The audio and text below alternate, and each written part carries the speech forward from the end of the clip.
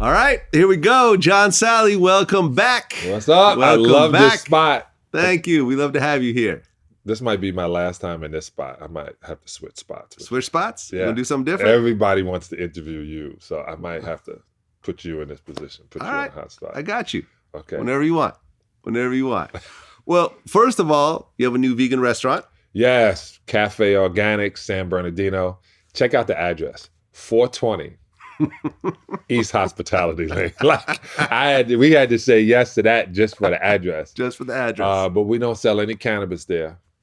We sell just unbelievable coffee with clean water, good coffee.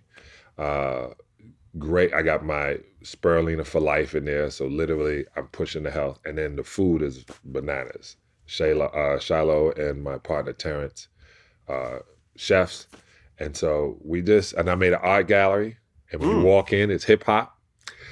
Vlad, one time these two people, not just leave their ethnicity out of it, said, the music's kind of loud. And you really can't get my order. I said, I heard you. And I was like, all right, thanks. She goes, well, we own a restaurant. We thought we'd help you out. I said, all right, thank you. As soon as they left, I went one more decibel up. I was like, this is definitely not built. This is built for the hip hop culture. And I put as much hip hop and veganism together and good vibes. It's really cool. Nice. Yeah. Nice. Because I've actually been on a health kick recently. You look fabulous. Thank you. You look almost like John Salley. Like you look very John Salley-ish. That's a new thing. I'm 12 pounds lighter than when you saw me last time. 12 pounds. I'm telling you can see it in your shoulders. Like before, you were looking like you were becoming Santa Claus. Now, Right, little husky. You slimmed it down. You slimmed it down. Beach time. Yeah, I started paying attention to my calories. Mm-hmm. I started using an app called MyFitnessPal. Right. And started just writing down everything. And what I started doing was in the same way I approach my business, which is looking at all the stats and running the numbers and looking at like, okay, this is what happened in a month, in a week. Right. Here's the effects and whatever else. I do spreadsheets and so forth. I started doing that with my health. So how are we going to get you to stop eating dead stuff? Well, you are Nordic, so we might have to move that away. Yeah. Well, once you get, because a lot of vegetarian stuff is very high in carbs. Right.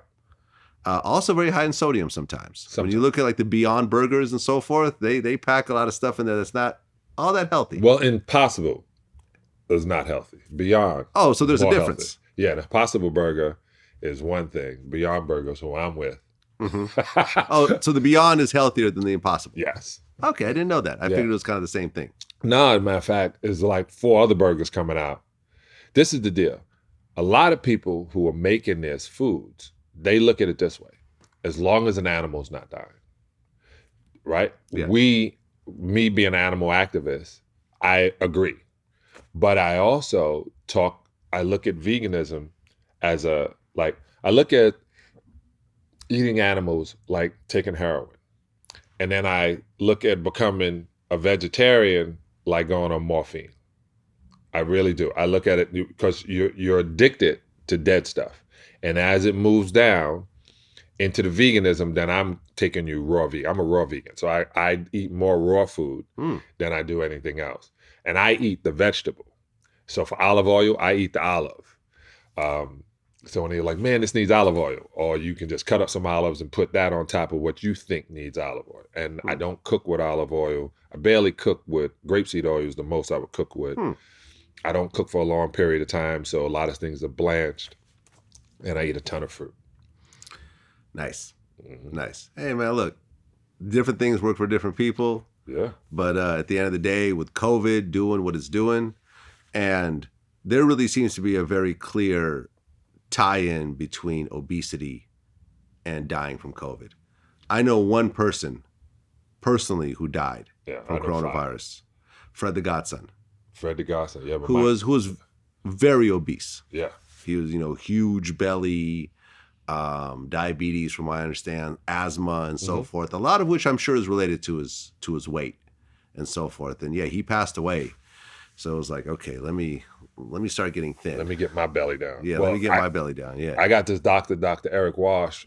Y'all will hear him. He's like great. I was on a Zoom with him, and I said it was him and Dr. Travis Trimmel, who was like this dentist phenom, and then I was with Dr. Columbus Baptiste, who is like in charge. He was on the movie Game Changers. He and Eric Walsh, I think it was both. Mm-hmm. And I asked him about COVID. I straight up. My cousin died. 2 of my cousins died from it.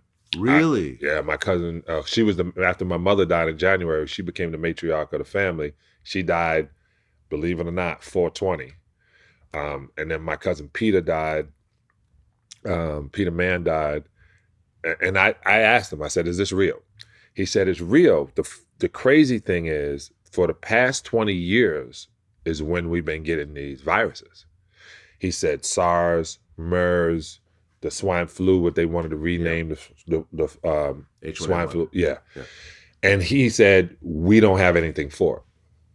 And I was like, he said, and this one literally seems to go in and find where to attack. So if you're diabetic, if you got hypertension, it's going to exacerbate that situation. Okay, so the 2 people who died, did they have underlying health conditions? Yeah, that was the deal. Were they obese? Yeah, I would say not obscenely, but they were way over the weight they should have been. But they were also old. My cousin was 74 years old, 75. My cousin Peter was 70 something years old. So, and he had underlying factors as well. And it can be attributed to obesity, underlining. I'm not just going to say that because people think I fat shame. I don't really do that. But the one thing that I tell you is that it is connected to flesh, because we would have never heard this if it wasn't. Came from a meat market in China. Yeah. Got it. And they want to call it a wet market. It's a meat market. Meat market, yeah. Yeah.